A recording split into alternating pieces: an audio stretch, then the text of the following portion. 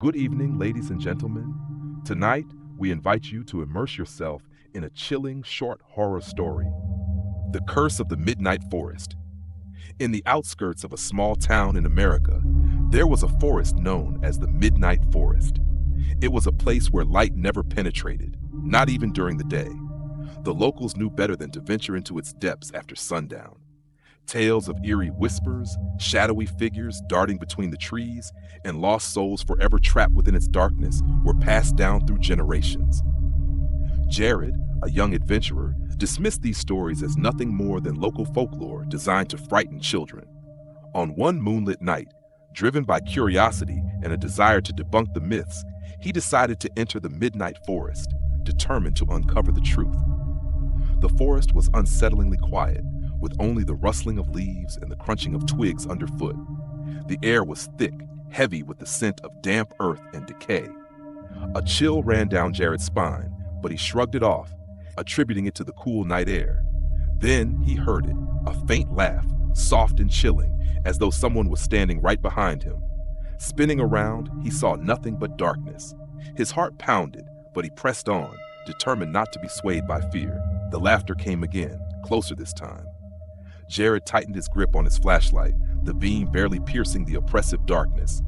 Suddenly, a shadow flitted between the trees, a tall, gaunt figure with glowing eyes that seemed to pierce through the night. "Jared?"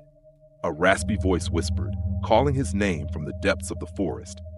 His breath caught in his throat. He tried to convince himself it was just his imagination playing tricks on him. But the voice came again, nearer, as if it were whispering directly into his ear. "Jared, come closer."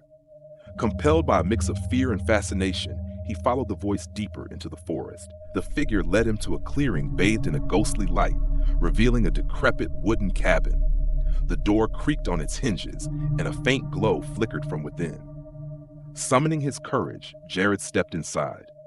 The cabin was eerily silent, save for the sound of his own breathing. Dust-covered furniture and cobwebs filled the room. But what caught Jared's attention were the portraits on the walls. The faces in the paintings seemed to watch him, their hollow eyes filled with an unsettling emptiness. "Jared?" The voice echoed again, this time from behind him.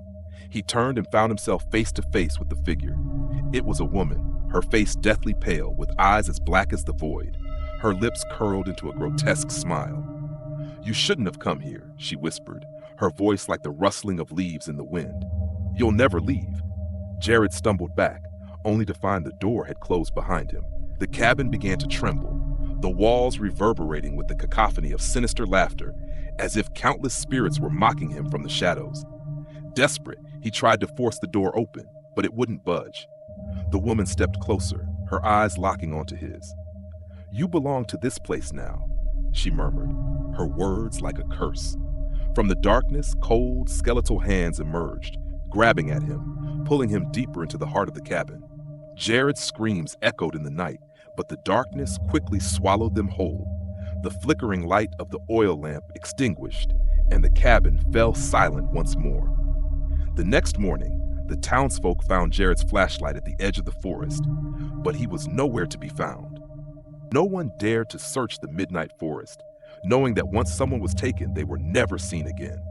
And so, the Midnight Forest continued to whisper, to laugh softly in the wind, waiting for the next curious soul to wander in.